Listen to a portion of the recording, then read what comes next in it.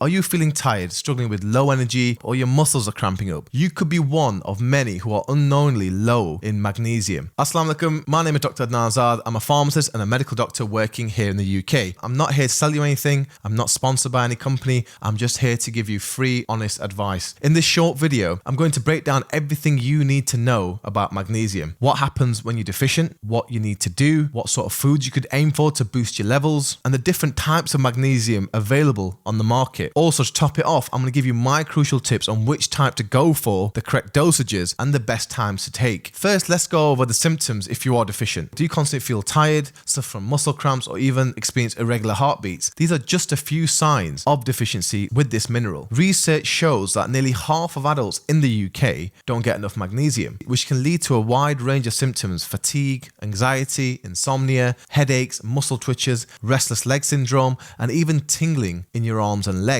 If you're experiencing these symptoms, it might be worth checking your magnesium intake. There are blood tests available to confirm whether you are low, so this is something which could be discussed with your GP, or you can book one privately. Now let's talk about food which contains good sources of magnesium. You can naturally boost your levels by eating dark leafy greens, which could be spinach, it can be kale. There's a fantastic source of magnesium in nuts and seeds, especially almonds and pumpkin seeds. Whole grains, avocados, and bananas also pack a magnesium punch. Now make these foods a regular part of your diet to help get those levels up. Now remember, this is something I always preach: sort your diet out first, get that in order, and this will be any medication out there, and this will be any sort of supplements out there. But if food alone isn't cutting it, then there are supplements, and there's around 9 different types of magnesium. Each type of magnesium serves a different purpose. I will mention only the top 4 with the most research, so choose a type that matches your needs. They're all readily available online. There's lots of different brands out there. Also, I feel they're relatively cheap compared to the other new products out there. Let's start with number 1, magnesium citrate. Now this is great for relieving constipation. It helps with overall digestion and is highly absorbable, but avoid taking more than the recommended amount because it is known to cause diarrhea. Now I would opt for this type if you're suffering from any sort of digestive issues, and try taking it with food in the morning. Consistency is key with this one, so pick a time in the morning and stick to it daily. The typical dose for magnesium citrate is 200 to 400 milligrams per day. Number 2, magnesium glycinate. Now this one is great for sleep and relaxation. If you want a type of magnesium which can help with stress and sleep, then go for glycinate. I take this myself, I've had no issues, and I feel like it is gentle on the stomach. Now I take this a few hours before bed, and the recommended dosage is 200 to 400 milligrams per day. Number 3 is magnesium malate. Now this type is ideal for muscle cramps and fatigue. The usual dose is 300 to 400 milligrams per day, and it can be taken in the morning or during the day. And number 4 is magnesium threonate. This is the go-to for cognitive benefits as it crosses the blood-brain barrier. Safe dosages range from 1,000 to 2,000 milligrams per day. Now here are my crucial tips. Do not take more than one type of magnesium at a time, and stick to safe dosages just to avoid the adverse effects. Never exceed the recommended dose. Best thing to do is start small and build up if needed. With any type of magnesium, take it with food, and always stay hydrated